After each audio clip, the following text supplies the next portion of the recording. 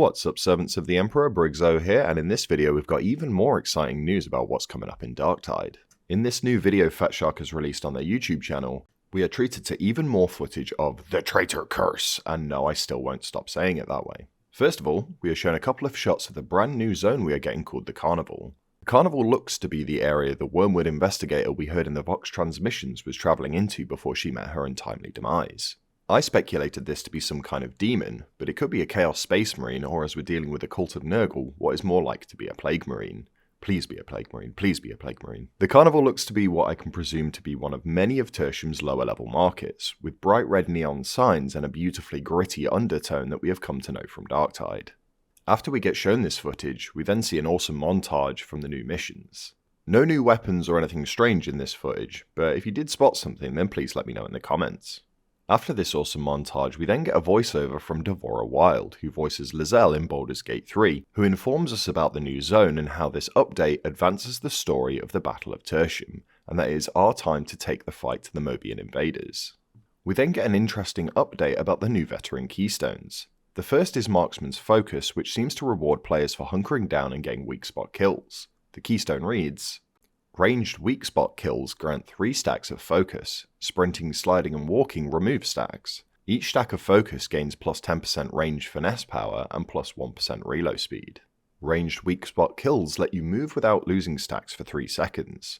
Ranged weak spot hits let you move without losing stacks for 1 second. On first read this seems a little bit underwhelming, but I'd be keen to know how many stacks of this we can have. I also have a good feeling we'll be able to extend that 3-second grace period of movement without losing stacks of this buff in one of the keystone modifiers. Overall, I can see this one making builds with precision weapons even better. The next keystone is an interesting one. It's called Focus Target, which plays into tagging enemies. The keystone reads, gain Focus Target every 3 seconds, stack 6 times. Tagging an enemy applies the Focus Target stacks to them, causing them to take a plus 5% additional damage for each stack, and resets your Focus Target stacks back to 1. I really like the thought put into this keystone, as tagging enemies feels like something that we should all do, but this one you are rewarded for it, and it plays more into the fantasy of a marksman. Being able to make an enemy take 30% additional damage every 18 seconds seems pretty sweet, and this is just the base version of the keystone with no modifiers. The final keystone is Weapons Specialist, and this reads, gain Ranged Specialist on melee kills, stacks 10 times. Gain Melee Specialist on range kill, stacks 1 time. When you wield your ranged weapon, you activate your Ranged Specialist effect to gain plus 2% ranged attack speed and plus 33% ranged critical hit chance per stack, lasts 5 seconds. When you wield your melee weapon, you activate your Melee Specialist effect to gain plus 15% melee attack speed and 10% dodge speed and dodge distance. This lasts 10 seconds.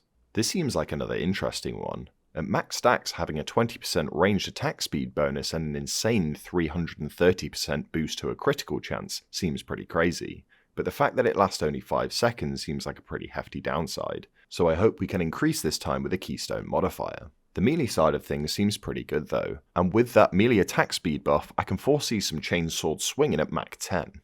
The rest of the video rounds out by confirming to us that we'll be getting part 2 of the Traitor Curse in early December, which is awesome.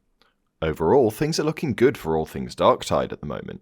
If you enjoyed this video, then make sure to give it a like and please consider subscribing. It would mean the absolute world to me.